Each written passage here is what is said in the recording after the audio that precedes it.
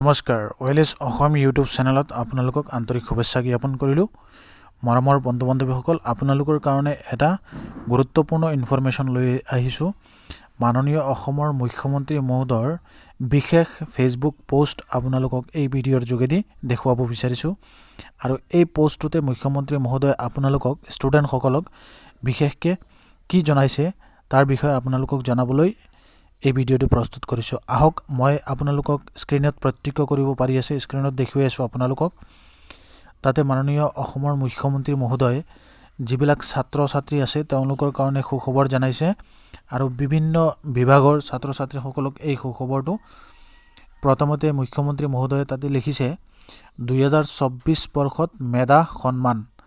গতিকে মুখ্যমন্ত্ৰীৰ তৰফৰ পৰা এই বিশেষ ফেচবুক পোষ্ট আপোনালোক সকলোৰ কাৰণে লৈ আহিছোঁ। 1 নম্বৰত লিখা আছে বাণীকান্ত কাকতি মেধা বঁটা বিতৰণ কৰা হ'ব 48,673 স্কুটাৰ। গতিকে বাণীকান্ত কাকতি মেধা বঁটা যিবিলাক ষ্টুডেণ্টে স্কুটি পাব, স্কুটিৰ কাৰণে মুখ্যমন্ত্ৰী মহোদয়ে কিমানখন স্কুটাৰ বিতৰণ কৰা হ'ব বুলি মুখ্যমন্ত্ৰী মহোদয়ে অলৰেডি এই বস্তুটো যোৱাকালিয়ে জনাইছে। মই আপোনালোকক বেলেগ বিশেষ ভিডিঅ'ত বিজি থকাৰ কাৰণে এই ইনফৰমেশ্যনটো দিব পৰা নাই। এতিয়া আপোনালোকক কৈ আছোঁ, চাওক মুখ্যমন্ত্ৰী মহোদয়ৰ বিশেষ ফেচবুক পোষ্ট, এই পোষ্টটোকে আপোনালোকক জনাইছে যে 48,673খন স্কুটাৰ বিতৰণ কৰা হ'ব বুলি বাণীকান্ত কাকতি মেধা বঁটাৰ অন্তৰ্গত। গতিকে HS পাছ কৰা যিবিলাক মেধাসম্পন্ন ছাত্ৰ ছাত্ৰী আছে তেওঁলোকৰ ভিতৰত যিবিলাকৰ মেৰিট লিষ্টত নাম আহিছে তাৰ লগত আপোনালোকে চেক কৰি ল'ব। যাৰ যাৰ লিষ্টত নাম আহিছে সেইসকলে স্কুটাৰ এতিয়া পাই যাব। সময় একেবাৰে ওচৰতে আছে। গতিকে বিতৰণৰ কাৰ্যসূচীটো লাহে লাহে ষ্টাৰ্ট হ'ব। আপোনালোকৰ যিবিলাক কাগজ পাতি আছে ডকুমেণ্টেশ্যনৰ কাৰণে যিবিলাক কাগজ পাতি এইখিনি আপোনালোকে ঠিক কৰি ৰাখিব, কাৰণ এই কামখিনি কৰোঁতে হয়তো আপোনালোকৰ যিখিনি প্ৰচেছ আছে এই প্ৰচেছত কিছুমান ডকুমেণ্ট কাগজ পাতি ছাবমিট কৰিবলগীয়া হ'ব পাৰে।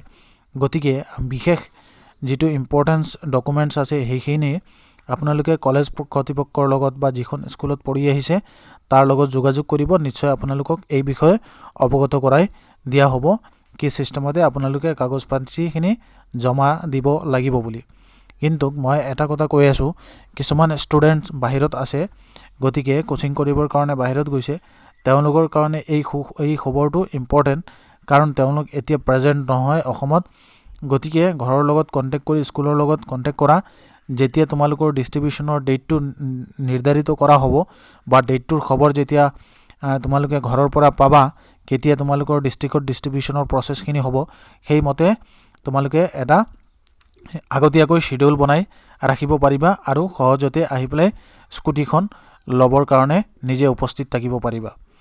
তো এই খবৰটো আপোনালোকক দিবৰ কাৰণে, ইম্পৰ্টেঞ্চ খবৰটো দিবৰ কাৰণে এই ভিডিঅ'টো প্ৰস্তুত কৰিছোঁ।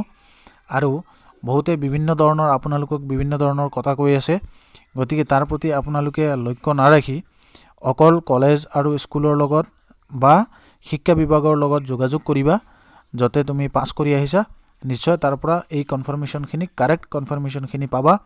কাকো সুধিব নালাগে বাৰ্থ চাৰ্টিফিকেট লাগিব নেকি, আধাৰ কাৰ্ড লাগিব নেকি, কি লাগিব, গোটেইখিনি এইটো স্কুল কৰ্তৃপক্ষ বা কলেজ কৰ্তৃপক্ষই বা যিটো ডিপাৰ্টমেণ্ট আছে তেওঁলোকে বিবেচনা কৰিব কি বস্তু কি লাগে। এইবিলাক আপোনালোকে অনলাইনত বহুতে বিভিন্ন ধৰণৰ ভিডিঅ' বনাই আছে ডকুমেণ্টৰ ওপৰত, তাত তোমালোকে কনফিউজন হ'ব নালাগে। গতিকে স্কুল কৰ্তৃপক্ষই যিটো ক'ব, কলেজ কৰ্তৃপক্ষই যিটো ক'ব সেইমতে তোমালোকে এই কামখিনি কৰিবা। আৰু এটা 2 নম্বৰ আছে আনন্দৰাম বৰুৱা বঁটা 2024। সেইটোৰ কাৰণে 26,969জন যোগ্য বিবেচিত শিক্ষাৰ্থীলৈ মুঠ 38.38 কোটি টকা ধাৰ্য কৰা হৈছে বুলি মুখ্যমন্ত্ৰী মহোদয়ে ব্যয় কৰিব বুলি জনাইছে এই বিশেষ ফেচবুক পোষ্টটোতে। আৰু লগতে মুখ্যমন্ত্ৰীয়ে বিশেষ আঁচনিৰ যোগ্য বিবেচিত তাত 3,24,640 শিক্ষাৰ্থীলৈ চাইকেল বিতৰণ কৰা হ'ব বুলি মুখ্যমন্ত্ৰী মহোদয়ে এই গুৰুত্বপূৰ্ণ খবৰটো জনাইছে। গতিকে যোনে যোনে চাইকেল পাব বা কাৰোবাৰ ফেমিলিত এনেকুৱা কোনোবা নৱমমান শ্ৰেণীত পঢ়ি আছে তেনেধৰণৰ ছাত্ৰ ছাত্ৰীক এই ইনফৰমেশ্যনটো শ্বেয়াৰ কৰিবা, তেওঁলোকে এই বিষয়ে জানিব পাৰিব।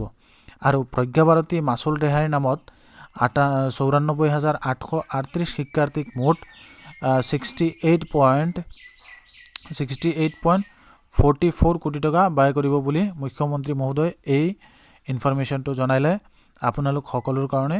গতিকে ইমান ইম্পৰ্টেঞ্চ আৰু গুৰুত্বপূৰ্ণ খবৰ আপোনালোকে ইয়ালৈ যাতে মিছ নকৰে আৰু নিজৰ যিটো লক্ষ্য আছে সেই লক্ষ্যমতে আপোনালোকে কামখিনি কৰি যায় আৰু এই মেধা সম্পন্ন বঁটাটো আপোনালোক সকলোৱে যোনে এলিজিবল আছে তেওঁলোকে যাতে সুকলমে পায়, কোনো ধৰণৰ প্ৰব্লেম নহয়।